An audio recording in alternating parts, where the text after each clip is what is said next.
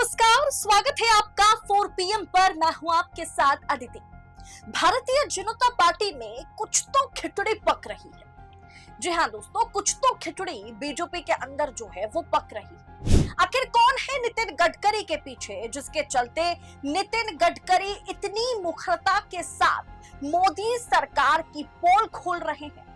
अक्सर क्या होता है, कोई भी नेता मंत्री अगर इंटरव्यू देते हैं तो वो मोदी नाम जपते हैं। मोदी जी ने ये किया, मोदी जी ने वो किया, मोदी जी फलाना, मोदी जी ढिमकाना, मोदी जी ही दुनिया चला रहे हैं। लेकिन गडकरी ऐसा नेता या मंत्री नहीं है। उल्टा जब से मोदी की रिटायरमेंट की बात आरएसएस ने छेड़ दी है, तब से गडकरी की तेवर ही बदल गए। आखिर कौन है गडकरी के पीछे, जिसके खातिर नितिन गडकरी सीधा मोदी से पंगा ले रहे हैं? बताऊंगी, लेकिन उससे पहले आपको बता दूं कि हाल ही में नागपुर के कार्यक्रम में केंद्रीय मंत्री नितिन गडकरी ने न्यायपालिका की भूमिका को लेकर के जो कुछ भी कहा है, सुनकर आप भी दंग रह जाएंगे। नितिन गडकरी ने कहा कि सरकार को न्यायपालिका के आगे जवाब देना पड़ेगा। सरकार को न्यायपालिका तक घसीट के ले जाना बेहद जरूरी है। ऐसे लोगों की जरूरत है जो सरकार की जवाबदेही तय करने के लिए सरकार को घसीट कर न्यायपालिका ले जाए, कोर्ट रूम तक ले जाए। सोचिए, ये बात कौन कर रहे हैं? ये बात मोदी के मंत्री नितिन गडकरी कर रहे हैं। इसीलिए मैंने आपसे कहा कि गडकरी जिस मुखरता के साथ मोदी की पोल खोल रहे हैं, सरकार की पोल खोल रहे हैं, आखिर गडकरी के पीछे है कौन और मकसद क्या है ये सब करने के पीछे? दोस्तों, न्यायपालिका की भूमिका पर नितिन गडकरी ने जोर देते हुए कहा कि कुछ लोग ऐसे जरूरी होते हैं जो जनहित के मुद्दे को लेकर के कोर्ट का रुख अपनाए, क्योंकि कई बार जो काम कोर्ट कर सकती है वो मंत्री या सरकार भी नहीं कर पाती। आखिर गडकरी बगावती तेवर, बगावती सूर क्यों लाप रहे हैं? क्योंकि मोदी जी खुद, मोदी के तमाम मंत्री, नेता, आप कह सकते हैं कि राज्यसभा के सभापति माननीय जगदीप धनखड़ साहब, हमारे उपराष्ट्रपति जी, ओम बिरला लोकसभा के स्पीकर, ये तमाम लोग अक्सर ये कहते हैं कि कोर्ट के ऊपर जो है वो संसद है, सांसद है और सरकार है। लेकिन नितिन गडकरी कह रहे हैं कि कोर्ट तक सरकार को घसीट के ले जाना जरूरी है, क्योंकि जो काम कोर्ट कर सकती है वो कई बार मंत्री या सरकार भी नहीं कर पाती। आखिर गडकरी मोदी के खिलाफ बयानबाजी क्यों कर रहे हैं? गडकरी ने कहा कि महाराष्ट्र, मतलब उन्होंने उदाहरण देते हुए कहा कि महाराष्ट्र सरकार के शिक्षा विभाग के खिलाफ जब आवाज उठानी पड़ी, तब उन्होंने शिक्षा संस्थानों के संगठनों के साथ लेकर के कोर्ट में केस डाले और सरकार के कई फैसलों को चुनौती दी। उन्होंने ये कहा कि जो योग्य है उसके लिए संघर्ष करना चाहिए। इस लाइन का अर्थ क्या है? जो योग्य है उसके लिए संघर्ष करना चाहिए। उस समय भानु दास कुलकर्णी जो है, जब महाराष्ट्र सरकार के खिलाफ उन्होंने आवाज उठाई थी, तो भानु दास कुलकर्णी जैसे वकीलों ने कोर्ट में प्रभावशाली तरीके से पैरवी की और कई फैसले सरकार के खिलाफ भी दिए गए। इसीलिए गडकरी ने कहा कि समाज में ऐसे 15 से 20 लोग होने चाहिए जो अलग अलग क्षेत्र में जब कुछ गलत होता है तो कोर्ट में मामला उठाएं। अभी कोर्ट में कौन सा मामला चल रहा है दोस्तों? कोर्ट में मामला चल रहा है कि बिहार इलेक्शन को लेकर के जिस तरीके से चुनाव आयोग और मोदी सरकार खेल खेल रहे हैं, उसके खिलाफ विपक्ष जो है सुप्रीम कोर्ट का रुख अपनाया है।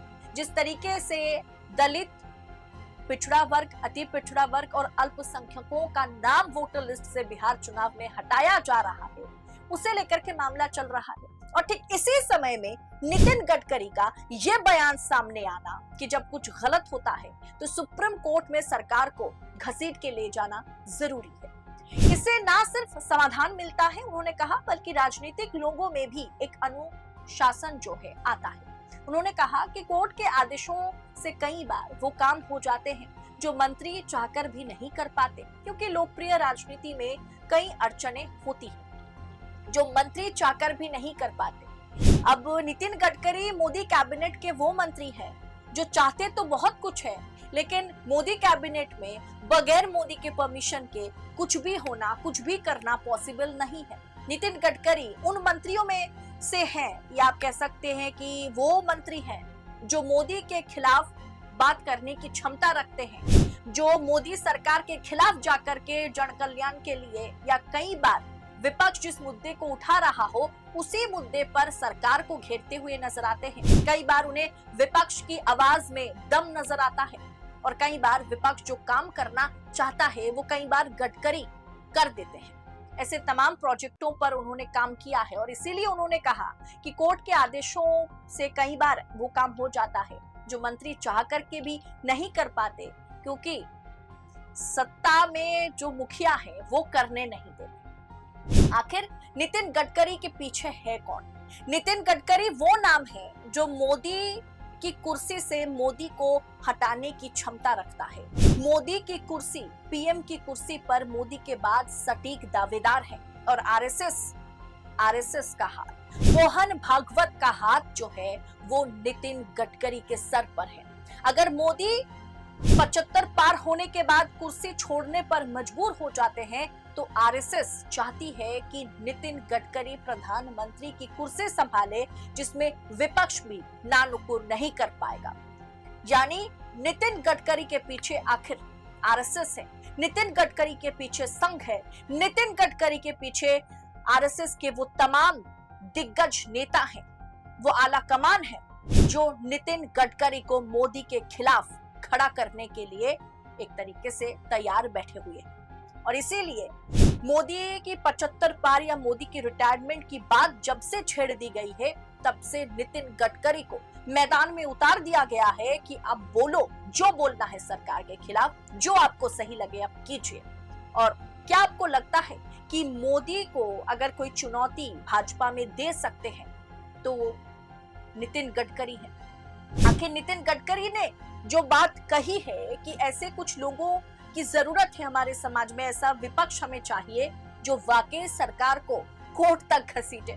इस मुद्दे के साथ, इस बात के साथ क्या आप इत्तेफाक रखते हैं? अगर हाँ तो कमेंट बॉक्स में बताइएगा जरूर। नितिन गडकरी आखिर ये बगावती सूर क्यों लाप रहे हैं, इस पर आपकी टीका टिप्पणी कमेंट बॉक्स में हमें शेयर करें और ऐसी तमाम खबरों को यूं ही पड़ताल के साथ पाने के लिए 4 PM न्यूज नेटवर्क के साथ बने रहे। फिलहाल मुझे दीजिए इजाजत, जल्द होगी मुलाकात ऐसी ही तमाम खबरों के साथ। बहुत बहुत शुक्रिया आप सभी का। जय हिंद, जय भारत।